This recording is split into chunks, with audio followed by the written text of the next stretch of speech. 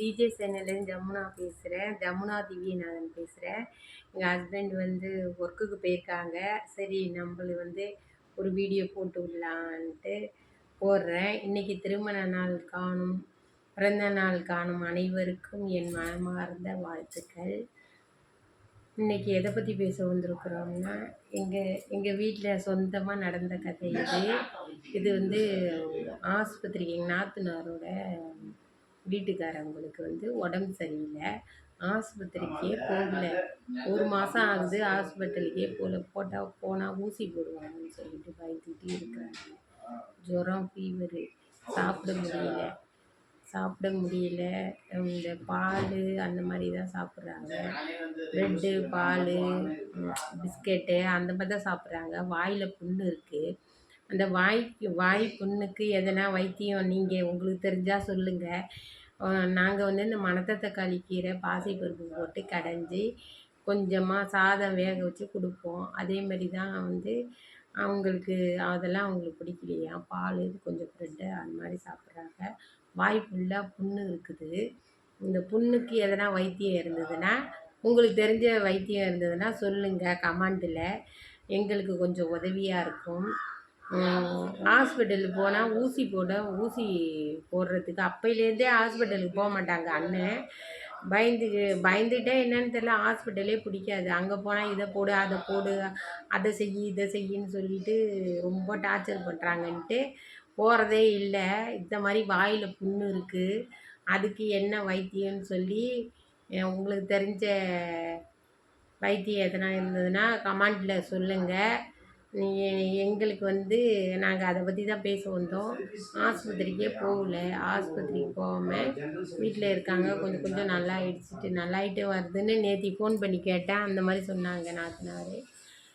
நீங்கள் வந்து பாருங்கன்னு சொன்னாங்க. நாங்கள் போய் பார்க்கணும்ல, உடம்பு முடியாத இருக்கிறவங்கள போய் பார்க்கணும். நாங்கள் இங்கே சென்னையில் இருக்கோம், அவங்க வந்து ஊரில் இருக்காங்க. வந்து எங்கள் ஹஸ்பண்ட் வந்து வேலூர் போயிருக்காங்க. வந்ததுக்கு அப்புறம்தான் போகணும். அவங்கள வந்து இங்கே இருக்க சொன்னால் இருக்க மாட்டேங்கிறாங்க, வர மாட்டேங்கிறாங்க. நான் என்ன சொன்னேன், பஸ் ஏற்றிடுங்க, டிரைவர்கிட்ட வந்து ஃபோன் கொடுத்தீங்கன்னா நாங்கள் எந்த இடத்துல வந்து இறங்கணும்னு சொல்லிட்டு சொன்னோம்னா, கோயம்பேடுக்கு வந்து இறங்கிட்டாங்கன்னா எங்கள் வீட்டில் காரு இருக்குது, அந்த காரை எடுத்துகிட்டு போய் நாங்கள் கூட்டிகிட்டு வந்துடலாம். ஒரே இடத்துல இருந்தால் உடம்பு ஒரு மாதிரி இருக்கும்ல, அதனால சரி இடம் விட்டு இடம் மாறி இருக்கலான்னு சொல்லி நாங்களும் 1 வாரமாக கூப்பிட்டுட்டு இருக்கிறோங்க. நாத்தனார் வரவே மாட்டேங்கிறாங்க. ஏன்னா அண்ணன் வந்து வரேங்கிறாங்க. அவங்களுக்கு துணை வேணும்ல அவங்க, அதனால் அவங்க வந்தாங்க, வீட்டில் வந்தாங்கன்னா நானும் வரேன்னு சொன்னாங்க. நேற்று கூட ஃபோன் போட்டேன், எப்படி இருக்கீங்க, என்ன செய்கிறீங்கன்ட்டு. பால் மட்டும்தான் குடிக்கிறாங்க. வாய் புண்ணாக இருக்கான், சாப்பிட முடியலையா, வந்து வாய் திறந்து சாப்பிட முடியலையா. அந்தளவுக்கு வந்து பல்லுக்குள்ளே வந்து சதை வளர்ந்த மாதிரி இருக்குதான். பல் வந்து வீங்கியிருக்கு, இந்த இடம்லாம் வீங்கியிருக்காதான், வாய் வீங்கியிருக்கான். இதை சொன்னாங்க. நான் போய் பார்த்துட்டு வரணும். எங்கள் வீட்டுக்காரங்க வேறு வேலூருக்கு போயிருக்காங்க, ஒரு ஒர்க் எடுத்து வேலை செஞ்சுட்டு இருந்தாங்க. அந்த டாட்டா அடப்போடா டாட்டா பிர்லாங்கிறாங்கல்ல, அதே மாதிரி ஊர்லலாம் சொல்லுவாங்க. நீ என்ன பெரிய டாட்டா பிர்லான்னு சொல்லுவாங்க. அந்த நம்ம சிஎம் இருக்கிறாங்கல்ல, அந்த டாட்டா கம்பெனிக்கு வந்து ஒரு ஒர்க் எடுத்திருந்தாங்க. அந்த ஒர்க்குக்காக அவங்க போயிருக்காங்க. அது வந்து கேன்சல் பண்ண முடியாது. சிஎம் ஃபங்க்ஷனாக இருக்கிறதுனால வந்து டாட்டா கம்பெனி சிஎம் வராரு. அதனால்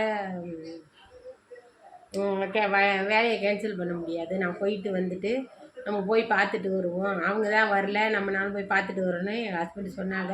சரி நான் ரெடியாக இருக்கேன், இன்றைக்கி 4 மணிக்கு வந்துடுறேன்னு இருக்காங்க. என்னன்னு தெரியல, பார்ப்போம். அவங்கள போய் பார்த்துட்டு வரணும். எங்கள் பையனுக்கு வேறு காலேஜில் வேறு கூப்பிட்டுருக்காங்க. அதையும் போய் பார்த்துட்டு எல்லாமே பார்க்கணுங்க. என்ன பண்ணுறது, ஒரு நாள் கூட உட்காராத வேலை பார்த்துட்டு இருக்க வேண்டியதாக இருக்குது. சென்னையில் இருக்கிறோம், அவங்களுக்கு என்ன ஜாலியாக இருக்கிறாங்க, ஒரு பிரச்சனையும் கிடையாதுன்னு ஊரில் இருக்கிறவங்களாம் சொல்கிறாங்க. அந்த மாதிரியா இங்கே இருக்குது. சென்னையில் இருக்கிறவங்க அனைவருக்கும் சென்னையில் எப்படி இருக்கணும், எப்படி செலவாகும், என்னென்ன ஒரு நிமிஷம் கூட உட்காராத சம்பாரிச்சாதான் நிம்மதியாக இருக்க முடியும்னு உங்களுக்கு தெரியும். சென்னையில் இருக்கிற அனைவருக்கும் தெரியும். அதனால் நான் சொல்கிறேங்க, இந்த மாதிரி நடந்துகிட்டு இருக்குது. இந்த மாதிரி நடந்துகிட்டு இருக்குது. எங்கள் ஹஸ்பண்ட் வந்துட்டு போயிட்டு எங்கள் நாத்தனார் வீட்டுக்கார பார்த்துட்டு வரணுங்க. பார்த்துட்டு வந்து அந்த வீடியோவை எடுத்து நான் போடுறேன். நீங்கள் வந்து எதுக்காக இந்த வீடியோனா, வாய் ஃபுல்லாக வெந்திருக்கு. நாங்களும் ஹாஸ்பிட்டல் போகாத மனுஷனை என்ன பண்ணுறது? ஹாஸ்பிட்டல் போனால் நல்லா ஆகிடும்னு எல்லாருக்குமே தெரியும். நாங்களும் கூப்பிட்றோம், வரவும் மாட்டேங்கிறாங்கன்னு எங்கள் நாத்தனார் சொல்கிறாங்க. என்ன பண்ணுறதுன்னு தெரியல. நேற்று எங்கள் பசங்களும், "என்னாத்த உனக்கு என்ன வருஷம் வச்சு கூப்பிடணுமா? அப்போ தான் வருவியா?" ஆன்னு சொல்லிவிட்டான். அது வேறு அவங்க கொச்சிக்கிட்டாங்களா, நல்லபடியாக எடுத்துக்கிட்டாங்களா என்னன்னு தெரியல. நாங்கள் என்ன சொல்கிறோம், இங்கே வந்து இடம் விட்டு இடம் மாறி வந்து இருந்தால் ஒரு 10 நாளைக்கு நல்லா இருக்கும், கலகலப்பாக இருக்கும் உடம்புன்னு சொன்னாங்க. எங்கள் வீட்டுக்காரங்களும் சொன்னாங்க, நானும் சொன்னேன். அதை கேட்டுக்கிட்டு வரேங்கிறாங்க. ஆனால் வந்த பாடு இல்லை. உங்கள் நாத்தனார் வீட்டுக்காரங்களாம் எப்படி இருப்பாங்கன்னு சொல்லிட்டு கமெண்டில் சொல்லுங்கள். வந்து நல்லது ஒரு 4 மனுஷ வேணுங்க. ஒண்டி ஒருத்தவன் இருக்கவே கூடாது. 4 பேரை போய் பார்க்கணும், கொல்லணும், செய்யணும், 4 பேரோட இருக்கணும். என்ன ஒண்டிக்கார குடும்பமா என்ன? இந்த சென்னையில் இருக்கிறவங்க அனைவரும் அப்படிதாங்க இருக்கிறாங்க. இருக்க மாட்டாங்க. இங்கேருந்து போகிறதுக்கு டைம் இருக்காது. வேலைன்னு போயிடுவாங்க. அதனால தாங்க அப்படி இருக்கிறாங்க. எல்லா ஊரில் சொல்கிறாங்க, சென்னையில் இருக்கிற இங்கே வரவே மாட்டேங்கிறேன்ட்டு. இங்கேருந்து முன்னாடிலாம் இந்த கோயம்பேடு பஸ் ஸ்டாண்டு பக்கத்தில் இருந்தது. நம்ம போயிட்டு வந்துக்கிட்டே இருந்தோம். இப்போ நம்ம கேளம்பாக்கம் போய் தானே போகிறோம். அதனால் ரொம்ப தூரம் கேளம்பாக்கம் போய் தாங்க போக முடியுது. அதனால் ஒரு ஜென்ஸு இல்லைன்னா கூட நம்ம கிளம்பி போயிடலாம். கோயம்பேடு இருந்ததுன்னா பக்கத்துலேயே கிண்டி, கோயம்பேடு. நாங்கள் இருக்கிறது போரூருங்க. கிண்டி, போரூர் நாங்கள் இருக்கிறது வந்து எம்ஜிஆர் வீடு பக்கத்தில் இருக்கோம். அதனால் போரூருக்கு இந்தாண்டையும் கிண்டிக்கு நடுப்புற இருக்கிறோம். நாங்கள் என்ன பண்ணுவோன்னா, அதுக்கு முன்னாடிலாம் போகிறப்ப கிண்டி போயிட்டு கோயம்பேடு போய் கோயம்பேடுலேருந்து நாங்கள் ஊருக்கு போயிடுவோம். சட்டுன்னு போயிடுவோம். ஒரு 1 ஹவர்லேயே நாங்கள் போயிட்டு பாதி தூரம் போயிடுவோம். அதே மாதிரி இப்போல்லாம் இல்லைங்க. இங்கேருந்து கேளம்பாக்கம் போக வேண்டியதாக இருக்குது. அப்புறம் அங்கேருந்து ஒரு பஸ்ஸு பிடிச்சி அதுக்கப்புறம் போய் ஒரு ஆள் துணை, ஒரு வயசானவங்கெல்லாம் போகவே முடியாது. சரிங்களா? ஒரு வயசானவங்க ஒரு உடம்பு முடியல, டக்குன்னு போகணும், கொள்ளணும். முன்ன இருந்த வசதியெல்லாம் இல்லை. இப்போ கோயம்பேடு போனோமா, டக்குன்னு ஏறினோமா, பஸ்ஸு போனோமான்னு இருக்கும். இப்போல்லாம் அந்த மாதிரி இல்லைங்க. இந்த மாதிரி இல்லை. இப்போ வந்து ஒரு வயசானவங்க கூட போகிறதுக்கு யோசிப்பாங்க. அங்கேருந்து வரத்துக்கு யோசிக்கிறாங்க, இங்கேருந்து போகிறதுக்கும் யோசிக்கிறாங்க.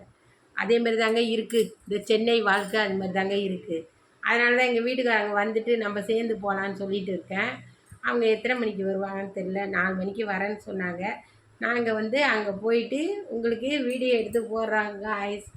ஹாய்.